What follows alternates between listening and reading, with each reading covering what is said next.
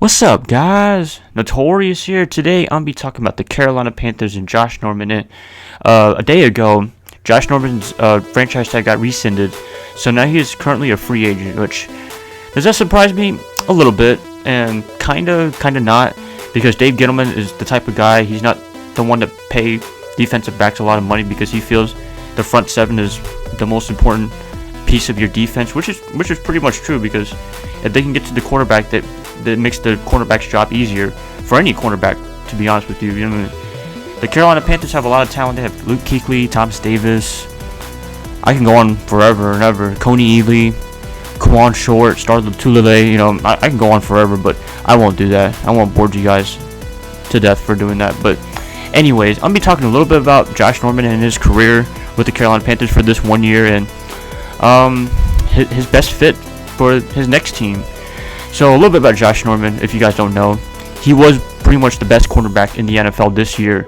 He had a really good year, and he shut down a lot of good corners. He shut down a lot of good wide receivers this year. He shut down pretty much almost everyone he went up against except Odell Beckham Jr., which that was a fun game to watch. If you guys didn't watch it, if you haven't watched it, you guys should look it up on YouTube. Their little fiasco party that they had, where Odell Beckham got suspended 1 game for headbutting Josh Norman, which was both their faults, but I won't go into that any longer. So if you guys want to look it up, you guys can look it up. But he shut down DeAndre Hopkins, Vincent Jackson, Mike Evans, T.Y. Hilton, Des Bryant, Julio Jones, well, for 1 game. So the other game against the Atlanta Falcons, when they lost that game, Julio had a pretty good game. So I think just that 1 game, they won like 38-0. So that's the only time he shut down Julio Jones, and it's hard to shut down Julio. That's a big boy. So yeah, but who do I think he's going to go with? I don't know.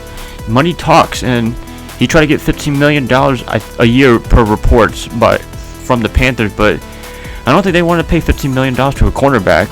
He had 1 fantastic season. I'm not going to lie. He had 4 interceptions, 2 pick sixes from the 4 interceptions, and he was a force to be reckoned with as a cornerback, but I think $15 million was way too much to ask for the cornerback he is. He's his own coverage cornerback, and he's not the type of guy that's gonna like go one-on-one with you like Patrick Peterson or somebody like that along those lines. But so now we're gonna be talking about who we want to go with, and if money talks, then these teams have money like crazy. So the top 3 teams right now are probably the Jacksonville Jaguars. They still have a lot of cap space. I'm surprised. They signed Malik Jackson, and they probably got somebody else too, but that's like the biggest free agent signing that they had. The 49ers, my team, they do have a lot of cap space because I think they had like the 2nd or 3rd most in the NFL this year, and they absolutely got no one, because who wants to go to that dumpster fire with Jed York and Trent Baalke and now Chip Kelly?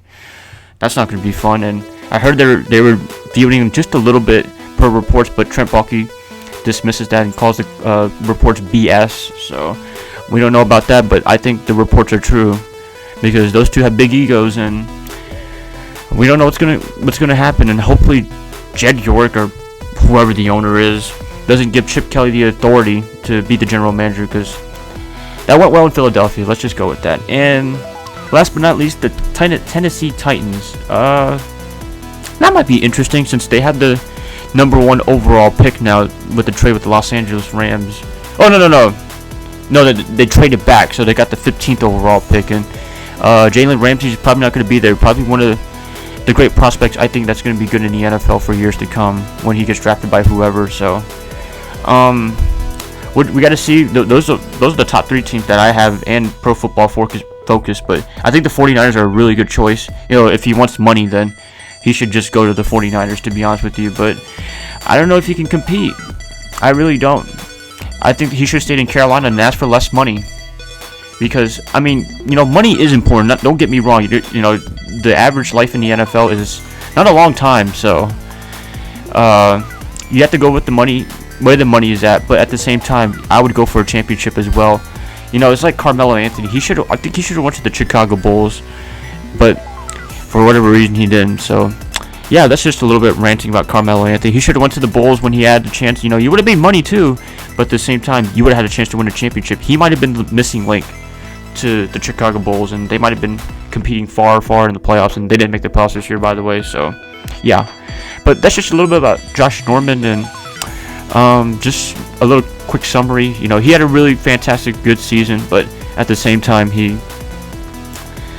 I don't think he deserved $15 million for this just 1 year. If he had another year and showed his true colors on how good of a cornerback he is, and make sure this wasn't a fluke, then it would have been good. But he didn't, so he's a free agent now. So, yeah. But I think that's everything, you guys. You guys enjoyed this little debate about Josh Norman. Please let me know in the comments what you think about it and who should you go with and what have you. So if you like this, please like and subscribe. Do whatever you want with this video, and I'll catch you guys up in the next video. So peace.